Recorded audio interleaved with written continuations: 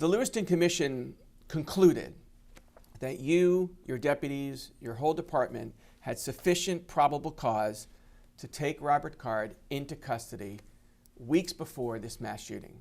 Do you disagree? I think what they said is that we could have done that, that there was sufficient evidence that we could have done that. I think they were very deliberate in the terminology that they used in the report. And I think what they were saying was it could have started that process. But with the information that we had at the time and the conversations that took place in September with the deputy that was given the call, he acted in at that time what he thought was the best course of action. Did you read his report? You're talking about the second report by Sergeant Schofield. I did. When? When did I read it? I did not read it until in October, because at that time, in September, I was out of work. I wasn't at work. I was on a medical leave. And so I was brought up to speed kind of as things were unfolding near the end of October. Do you mean after the mass shooting? That is correct, yes. So before the mass shooting, you never read Sergeant Schofield's report about his aborted welfare check on Robert Card? I had not, no. Was that an oversight? No. Again, I was not working at that time. So, I understand I'm responsible for everything that my agency does. But I think probably since October, I try to be a little more aware of what is happening.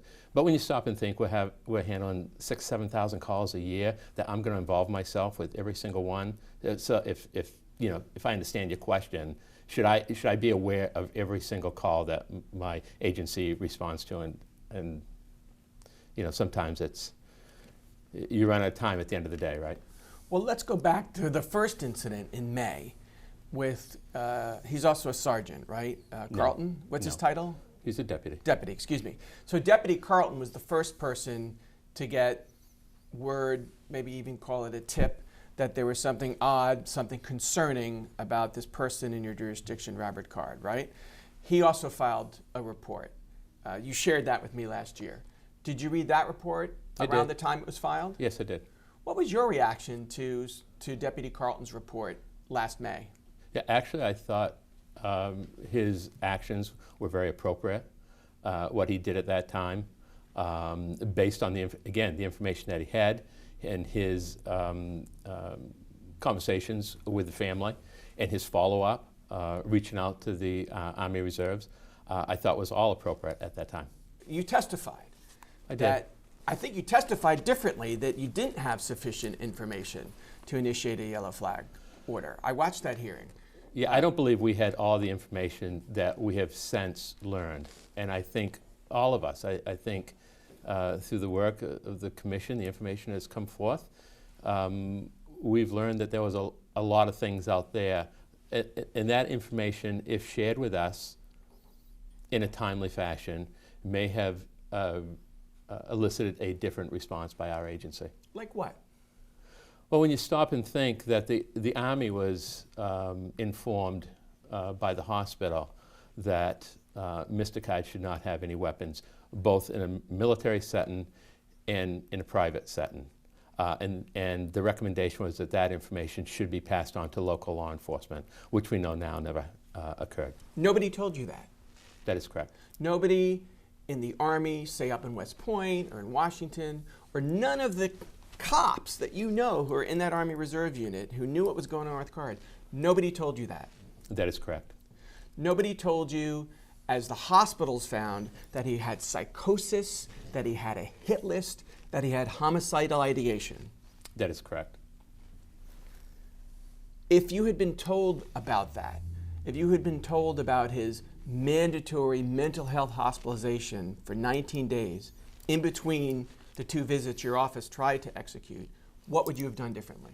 Well, I think there would have been a different approach, right?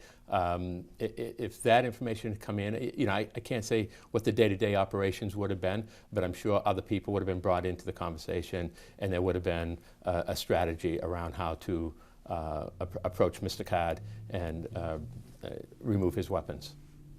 Let me go back to what you did know. And this is the genesis of the Deputy Carlton visit in May. I'm just curious. Here's an 18-year-old son, Colby Card, coming to the police, coming to law enforcement, coming to your deputy, saying he's very worried about his father, and he's got 10 to 15 guns. I mean, how often does an 18-year-old son turn on or turn in his own father? Didn't that strike you as unusual, if not serious? Yeah, of course it was serious, and I think the deputy offered to try to resolve that. There was no delay in his response. Everything that he did was try to make sure that the risk was minimum. This was information that was passed on to him, correct? Yes. By the family. And then, but it was the family that said, don't approach him directly. Because So then they talked about other strategies that they could employ that would help resolve this issue, that the family would be comfortable with. So the family was really a part of this conversation at the time. And it was to reach out to his friends, to his other family, which was the Army Reserve, and see if they couldn't help in some capacity. And Deputy Carlton did that.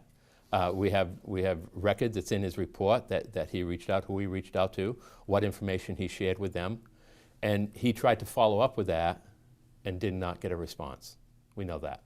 the second visit by Schofield followed kind of a very ominous report to him from Moat, right? The high-ranking member of the Army Reserve, who's also a police officer of some rank and seniority in Ellsworth, right? And in that report that he sent to Schofield and to your office, he included this sort of sensational text, which you know about, from Card's good friend, Hodgson, who writes, "I believe he is going to snap and do a mass shooting." Wow. Those are his other friends. Those are his other family. Reading that, should the reaction not have been stronger by your department? Well, I don't know. You know, we can always go back and we can look at what could have been done. The deputy did try to make a face-to-face contact. We know that with Mr. Cott. We also know that he had conversations with both the members of the Ellsworth Police Department and his commander of the Army Reserve, who gave him the indication, downplayed the information. We know that. So that was the information that the deputy had at that time. He has testified and he has told us that Reamer and Mo, the top two people, right, everyone was dealing with, actually downplayed Hodgson's credibility, the person who wrote that sensational text, right? That alarmist text. That's what he said, and I don't know if that's been explored as to why that was or not. Did anyone from the U.S. Army Reserve, Captain Reamer, Colonel Moat, there's a guy called Vasquez who testified, anyone higher up in Washington, ever contact you directly about Robert Card's situation, medically or otherwise? A phone call, an email, or a voicemail? No. Did you consider telling Schofield when he got back from vacation, hey, you know what? I have a bad feeling about this. Go back. Just try one more time. I know you went twice. I know he wasn't home the first time, but he was home the second time. Go back with some backup. Have a tactical team ready, whatever. Was there any consideration or conversation by you or Deputy Strout, Lieutenant Quinn, people on your staff to just maybe a third time try to have face-to-face with Robert Card? No, not that I'm aware of. There wasn't. And, you know, to that point, I mean, now that we know what happened, it makes it really easy, doesn't it, to say, well, gee, should we have done this at that point, at that juncture, at another juncture? Should we have responded differently? Should there have been a different strategy in place? I understand that, and those are the questions that you're asking. But the answer is no. Well, did we at that time? And the answer was no. I understand why you're asking the question. Yeah, I mean, no one has a crystal ball, right? That's correct. And part of the training in your profession is de-escalation, not escalation, right? That is true. And we did spend some time trying to share that with the commission. I heard that. So at no point neither you nor the others in this department, for example, sat around and said, let's get a tactical team and kick down this guy's door, right? That never happened. Why not? Was that a good option? Absolutely not. And the training that we have today would tell you that that's not what we do. That's not what law enforcement does. Kick down doors and go in and create a potential confrontation. And is that because of the Fourth Amendment concern, or because you're afraid of being ambushed, or both? Yeah, I would say more the Fourth Amendment concern with that. But there is that possibility always that if an individual sees you, that they could begin to develop some sort of tactical advantage for themselves.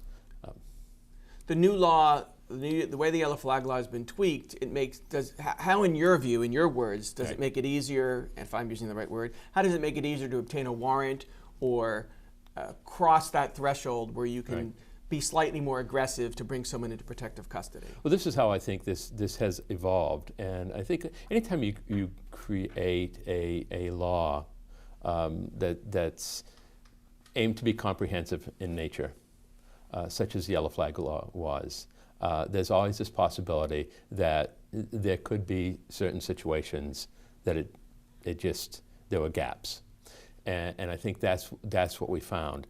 Now, given the changes to the law and how we could handle a similar situation today is much different, and that's where you take that case, that probable cause, you take all the information, you get additional statements from other individuals, and you present that to a judge, and you can get that warrant, and then that warrant would allow you, when that person surfaces, or when you know that person is in public, that you could then take them into custody, protective custody, and then do the other piece of the yellow flag law, which is get the mental health evaluation, and then the weapons restriction order itself. So let me say it back to you. Your understanding of the change in the law is that if someone won't voluntarily come into protective custody with you or your deputies, you can now force them to do so with a warrant signed by a judge? Yes, that is correct. That's what in essence that it does. And so what gap does that fill? That face-to-face contact. You can't put your hands on them, you can't take them into protective custody, and you can't take them to a medical facility to be examined, and then to do the mental health screening that's required before you then go to court and get the judicial endorsement. With the judicial endorsement, though, now you have to return perhaps with a tactical team, right? You don't necessarily have to. You could. It depends on the situation, I think. It's also something you could talk to the person about through the door. Hey, we have a warrant here. This isn't optional. That is my point. Do you find working with Spurwink now helpful and less cumbersome than folks testified? Extremely, yeah. Why is it? How do they make it easier? They are very accommodating. I mean, we can do this. A law enforcement officer can do these telehealth exams right from their cruiser using their MDC. We've even had them done on a cell phone, where it was like a video conference with a cell phone. They're very accommodating to get this done. They have their questions that they're going to ask. They have their protocols that they're going to follow through. It's just that they want to see the person, and they want to have the live time communication with that person, and then they draw their conclusions and make their assessment based on that. That tool with Spurwink was available, though, in the fall of 2023. Correct. The Schofield, after he was unable to have a face-to-face with Carr, had sent out what everyone calls a File 6, kind of a be on the lookout. You know about this. Went to all of Maine law enforcement on September 15th. Psychotic, threats to shoot up the Armory in Saco, committed for 2 weeks, so proving again that your office knew about that in some way. Use extreme caution. Wow. I mean, is that like an everyday communication that comes out of this office? I'm not sure about out of this office, I wouldn't say. but you would absolutely be surprised at how often that comes across the state. Not so much from this office, though. We have really similar teletypes before. Because when they saw this in the Saco Police Department, that chief went and sent a couple units Correct. to sit outside the Saco Armory through the weekend when they thought Card was scheduled to arrive. That was the intent of that. That was the purpose of that. Because I want to be honest with you, when you shared with me those reports last October after the incident, and I read the quote that said, in the first instance, I fear he's going to snap and commit a mass shooting. And then I read what your office said in its own words, which I just read. I mean, I kind of fell out of my chair. I was like, wow, I would have gone back. I know we didn't have the perfect information at the time, but what you were telling, what you were hearing in one instance, and what you were telling people. You keep saying what I was your telling. Office. So, but the buck stops with you, right, Sheriff? I understand. You're accountable for everything that happens in this department, right? Yes. And your department was told by the eventual mass shooter's best friend, I fear he's going to snap and commit a mass shooting in one instance. And then a few days later, you turn around and tell every cop in the state, be careful, psychotic episodes, armed and dangerous. When I read this information for the first time, and even rereading it again now, a year later, I'm kind of blown away by how serious it sounds. Scary. Yeah, we deal with these situations pretty regularly, and they're to be taken serious. And we hope that our other law enforcement partners will also take notice of them and will respond accordingly, which I believe the Saco Police Department did.